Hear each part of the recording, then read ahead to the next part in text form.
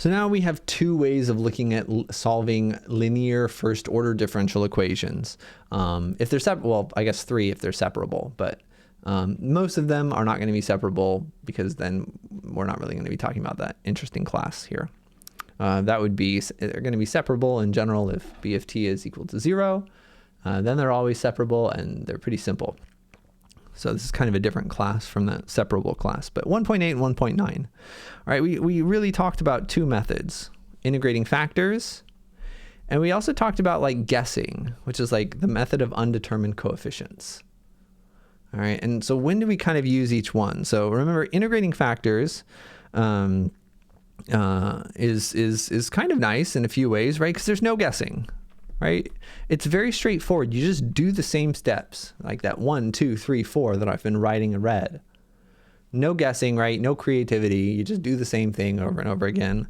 Whereas this, it does have guessing. All right. Another thing is that, remember, this method really only works well for constant coefficients.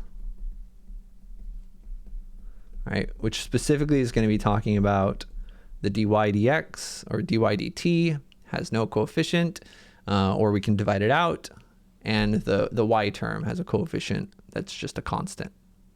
All right, where this doesn't have that requirement. Okay, so integrating factors, right, is going to be any linear first order ODE. So that's nice. So far integrating factors is looking way better, right? Integrating factors is going to have more calculus. Undetermined coefficients might have more algebra. So, you know, depending on who you are, you might prefer one over the other of these. And then again, integrating factors might have impossible integrals. So that's maybe not good. We might have integrals we are not able to do, which is still possible with undetermined coefficients, but less likely. Okay, so they're happy over here. And the final thing is that undetermined coefficients with the extended linearity principle leads to better qualitative analysis. All right. And yeah, instead of writing worse qualitative analysis in this column, I'm just going to write a sad face. So that's basically it. That's a quick summary of when each one is bad, and we're going to quickly, when each one is good. Let's be positive here. And then we're going to quickly look at an example. We're not going to do the example, but we're going to quickly talk about it. So we're going to return back to our oscillating voltage source, right? So this is, let's look at an RC circuit. We're going to look at the voltage that goes across the capacitor, and we're going to have some kind of periodic source here. And this is what this might look like. So again, it's linear because look at, there's no funny business happening to our dependent variable. It's just a dv dt. There's no sine of v. It's just a linear term for v. And again, the stuff with t's doesn't have to be linear. That's no problem. When I talk about linear differential equation, it's just the dependent variable that has to be linear. All right. And furthermore, we notice that we have a constant coefficient. Again, we just look at the coefficient of the dependent variable. So we could use either.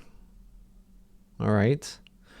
The thing is, if you're using integrating factors, what you're going to get is eventually you're going to get to this integral, e to the 0.4t times 3 cosine of 2t dt, which is not impossible. This is a fun little integration by parts problem. If you remember, this is the integration by parts problem where you have to do it twice, and then you subtract over something to the other side to solve it, and it's kind of fun and pretty neat. So this can be done with integrating factors, but you could also set this up with undetermined coefficients, right? And you know that your particular solution is going to look something like this. So it's kind of just up to you for what you want to do. Do you want to use integration by parts twice, or do you want to solve a system of equations? This is going to be more algebra, probably quicker. This is going to be more calculus, probably longer. This has more guessing. You have to guess to get here, but it's a pretty simple guess. So again, you can kind of decide. And again, your solution is going to be the same. It's going to have like that k e to the negative 0.4t, right? That's going to be the solution to the corresponding homogeneous differential equation for what it would look like if we didn't have this. Pretty simple. And then you're going to get, something with sines and cosines. And again, this is decaying off to 0. So all solutions are really converging to this other thing. We saw this graph before. It kind of looked like this, where you had like a whole bunch of things like for different like initial conditions. But if you remember, they all kind of merged, right, together over time, right? We had wacky things at the start, but they all eventually approached that that oscillation, okay? That steady state solution. That's the phrase I'm looking for, the term I'm looking for. So again, that's your choice. You have the tools. You can analyze these equations. If there's ever a constant coefficient, you're going to be able to kind of choose which way you want to do. You could start one way and say, I don't like this way, and choose the other way. You could check your answer by doing it both ways. You could also check your answer by knowing that we know how to find whether something's a solution or not to a differential equation and plug it in and evaluate. Lots of ways you can check your answer. Lots of tools in your toolkit. And yeah, that's it for chapter 1. That's it for these 2 sections. Just want to close this chapter with a comment about analytical methods, because again, the future of differential equations is not solving them by hand, right? It's doing qualitative analysis and numerical methods. But there's still some value to doing analytic solutions, right? It still teaches us some history about like what mathematicians did in the past.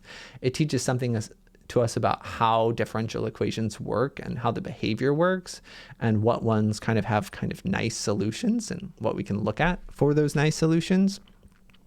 And then it also, gives us plenty of calculus practice, which we're going to need for other things. It's good to stay in tune for that. And so that's kind of why we cover these, even though, again, realistically, we're not really going to be solving these by hand in probably any of your future careers outside of a classroom. So that's pretty much it. Hope you had fun. Next chapter, we get into more fun stuff. I should have double checked, but I'm pretty sure it's systems of equations and then higher order differential equations and then cool stuff and then wacky stuff and then wild stuff, more applications. What is more fun than a differential equations class? I don't know the answer to that. But that's it for this. Have a good one. Bye-bye.